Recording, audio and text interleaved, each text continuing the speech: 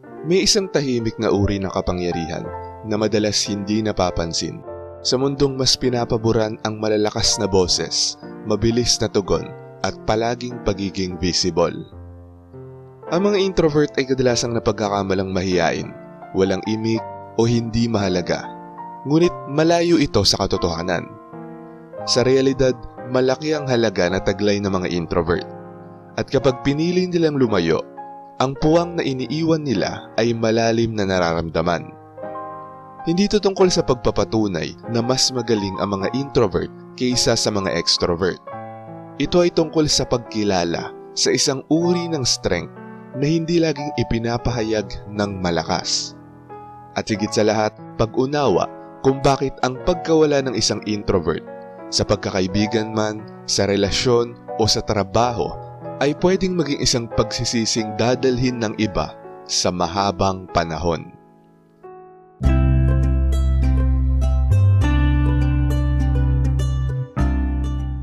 Ang lalim na hindi napapansin ng karamihan. Hindi agad nagpapahayag ng sarili ang mga introvert. Sila ay nagmamasid muna, nakikinig at nagpoproseso. Habang ang iba ay nagmamadaling magsalita, ang mga introvert ay inuunawa muna ang kabuuang sitwasyon. Napapansin nila ang mga maliliit na detalye, kung paano nagbabago ang tono, kung ano ang hindi sinasabi, at ang mga patterns sa paglipas ng panahon. Dahil dito, kapag nagsalita ang mga introvert, may bigat ang kanilang mga salita.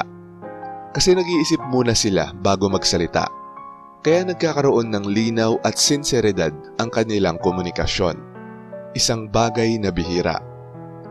Ngunit may kapalit ito. Dahil hindi sila laging nauuna o nagpapakita, madalas silang maliitin. Ang katapatang malalim ang ugat. Hindi madaling magbukas sa mga introvert. Kailangan ito ng oras, tiwala at emosyonal na seguridad.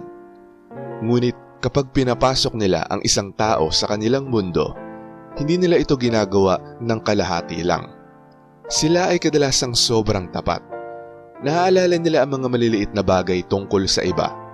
Ipinapakita nila ang kanilang malasakit sa tahimik na paraan. Pag-check kung okay ka, pagsuporta kahit hindi nakikita, pagbibigay ng mga makabuluhang payo kapag kailangan. Hindi man ito laging malakas, ngunit palagi itong nandyan. At ang pagiging consistent ay bihira. Ang problema, dahil hindi humihingi ng atensyon o pagkilala ang mga introvert, madalas hindi napapansin ang kanilang mga ginagawa. Inaakala ng iba na palagi lang silang nandyan, hanggang sa wala na sila. Mas marami silang ibinibigay kaysa kinukuha. Maraming introvert ang likas na mapagbigay, hindi para magpakitang gilas, kundi sa tahimik at sinasadyang paraan. Mas nakikinig sila kaysa nagsasalita. Iniisip nila ang pangangailangan ng iba. Iniiwasan nila ang mga hindi kailangang alitan. Tahimik nilang pinapangalagaan ang mga relasyon. Ngunit ang pagbibigay ng walang kapalit o pagkilala ay may hangganan. Maaaring hindi sila magreklamo ng malakas, pero napapansin nila ang hindi pagkakapantay-pantay. Nararamdaman nila kapag hindi sila pinahahalagahan. At imbis na gumawa ng drama, pinipili nilang umatras. Ang pag-atras na ito ay madalas na pagkakamalang pagiging moody o pagiging cold. Pero sa totoo lang, ito ay tugon dahil hindi sila na-appreciate o hindi pinahahalagahan. At kapag napansin ng iba ang pagbabago, maaaring huli na ang lahat. Ang katahimikan nila ay hindi kawalan. Isa sa pinakamalaking maling akala tungkol sa mga introvert ay ang pag-iisip na ang katahimikan ay kawalan. Pero sa katotohanan, mayaman ang kanilang panloob na mundo. Malalim silang mag-isip, madalas magmuni-muni, at komplikado ang paraan ng pagproseso nila ng emosyon. Hindi nila ibinabahagi ang lahat. Hindi dahil wala, ngunit dahil mapili sila. Hindi sila nagsasalita para lang mapuno ang katahimikan. Nagsasalita sila kapag may saysay. At kapag may taong nakakuha ng kanilang tiwala at pagbubukas, hindi ito mababaw. Ito ay totoo, may lalim at makabuluhan. Pag nawala ang ganitong uri ng koneksyon, hindi ito madaling palitan. Tahimik sila umalis, ngunit matatag. Hindi laging direct ang kinakaharap ng mga introvert ang mga problema sa paraang dramatiko. Hindi sila madalas makipagtalon ng malakas o humingi ng paliwanag. Pero hindi ibig sabihin nito ay tinatanggap nila ang lahat. Sa katunayan, marami sa kanila ang may matibay na personal na hangganan. Pinagmamasdan nila ang mga patterns, nagbibigay sila ng mga pagkakataon, naghihintay sila, umaasang magbabago ang sitwasyon. Ngunit kapag umabot sila sa isang punto, nagdedesisyon sila sa loob ng sarili nila. At kapag umalis sila, kadalasan ay wala nang balikan. Walang malaking anunsyo, walang mahabang komprontasyon, unti-unting paglayo lamang. Nakakalito ito para sa iba. Bakit hindi sila nagsalita? Bakit hindi nila ipinaglaban? Pero ang totoo, ginawa nila yon. Tahimik nga lang sa paglipas ng panahon. At nang makita nilang hindi natutumbasan ang kanilang effort, pinili nila ang kapayapaan kaysa sa patuloy na pagpupumilit. Mas naiintindihan ang halaga nila kapag wala na sila. Kadalasan kapag wala na ang isang introvert, saka pa lang napagtatanto ng iba ang halaga nila. Ang mga usapang magaan, ang kalmadong presensya na nagbibigay balanse sa kaguluhan, ang pagiging maaasahan kahit hindi pinapaalalahanan, at ang emosyonal na talinong nagpapadali ng pakikisalamuha. Lahat ng ito ay mas napapansin kapag wala na. Biglang nag-iiba ang katahimikan, hindi na payapa, kundi parang may kulang na. At doon nagsisimula ang pagsisisi. Hindi dahil humingi ng pagkilala ang introvert, ngunit dahil nandun na ang halaga nila noon pa man, tahimik na nagbibigay hanggang sa mawala. Hindi sila nakikipagkompetensya, sila ay nagko-complement. Karaniwan, hindi layunin ng mga introvert na mangibabaw. Hindi sila naghahabol ng atensyon o pagpapatunay. Sa halip, pinupunan nila ang iba. Sa mga teams, nagdadala sila ng lalim na pag-iisip at focus. Sa mga pagkakaibigan, nagbibigay sila ng katatagan. Sa mga relasyon, nag-aalok sila ng pag-unawa at lalim. Hindi nila kailangan maging sentro ng atensyon para magkaroon ng epekto. Ngunit sa mga kapaligirang pinapaboran lamang ang pagiging maingay at visible, ang ganitong kontribusyon ay madaling hindi mapansin. At kapag nawala ito, saka lang napagtatanto kung gaano ito kahalaga. Mas lalong lumalakas sa katahimikan. Isa sa pinakamakapangyarihang katangian ng mga introvert ay ang kakayahan nilang lumago sa loob. Gumugugol sila ng oras sa pagninilay, pagkatuto at pagpapabuti ng sarili. Hindi nila laging ipinapakita ang kanilang progreso, pero patuloy itong nangyayari. Sa paglipas ng panahon, nagiging matatag sila, nagiging mas aware sa sarili at mas may kakayahan. Kaya kapag umalis ang isang introvert sa sitwasyong hindi sila pinahalagahan, hindi sila basta nawawala, nagbabago sila. Inililipat nila ang kanilang enerhiya sa mga mas makabuluhang bagay. Nagtatatag sila ng mga mas malinaw na hangganan. Hinahanap ang mga lugar kung saan sila pinapahalagahan.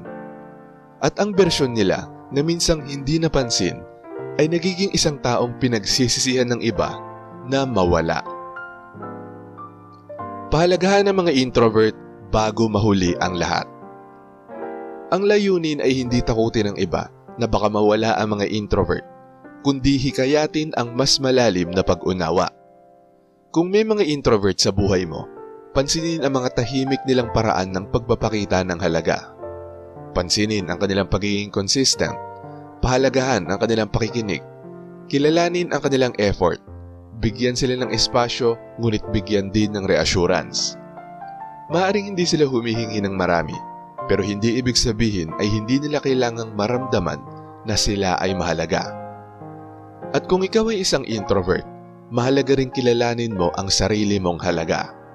Ang pagiging tahimik mo ay hindi kahinaan. Ang lalim mo ay hindi kapintasan. Ang pagiging mapili mo sa enerhiya ay hindi dapat ikahiya. Hindi mo kailangang maging mas maingay para maging mahalaga. Sa mundong madalas inuuna ang ingay, may dalang kakaiba ang mga introvert. Isang presensyang matatag, mapanuri at totoo. Maaaring hindi agad sila kapansin-pansin, pero malalim ang epekto nila. At kapag nawala ang presensyang yon, nagkakaroon ng puwang na mahirap punan. Dahil may mga taong hindi ipinapakita ng malakas ang kanilang halaga, ipinapamuhay nila ito ng tahimik. At kadalasan, sila ang mga taong sobrang pinagsisisihan ng iba kapag nawala.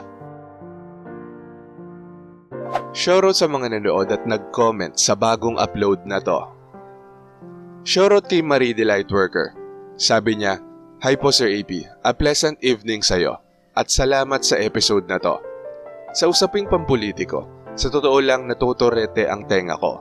Ang pinakamaingay ang siyang walang laman, tulad ng ilog, napakaingay ng agos, ngunit kapag binato mo, mababaw lang pala.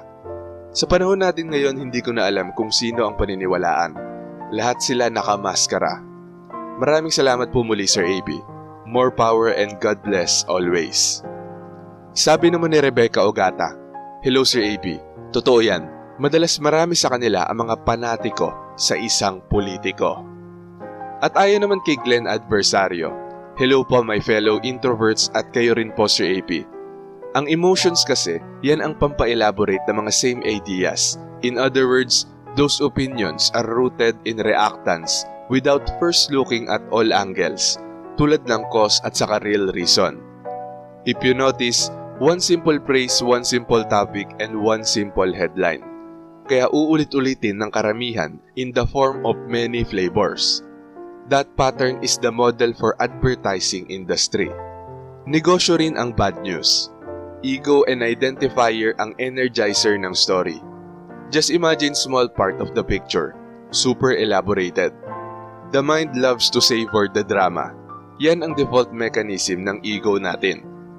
Pero tayong mga introvert, one big picture kahit isang symbol or definition, para sa atin understood na yan. Malaking waste of time that drains our energy ang one thing but comes in many colors. Kaya pala magagaling sa mathematics tayong mga introverts. At shoutout din kila Renante Damgo, Annalyn Granada, Lorena Bintas, Mario Alipit, Joyce, Jola Short Video, Maku Gasaresu Insura, Ramlat, Pumpkin Diamond, Kati, at kay Master Buten. Maraming salamat po sa panunood. Kung gusto nyo ding ma-shoutout, mabati o mabasa ang comment nyo, mag-comment lang sa latest video rito sa channel na to at pipili kami doon ng mga isi-shoutout at babasahin para sa susunod na upload. Kung nagustuhan mo ang video na to, huwag kalimutang mag-like, i-share to sa iba at mag-subscribe na kung hindi ka pa nakasubscribe. Maraming salamat at see you next time.